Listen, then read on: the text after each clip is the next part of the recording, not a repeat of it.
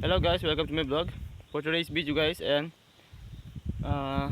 narito tayo sa kabundukan ng Erawan. Ayan. At narito kami, nagagapas kami ng palay. Medyo nagdapaan na yung mga palay guys kasi naano na ng bagyo.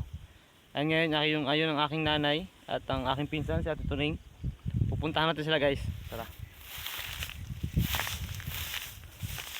Aray.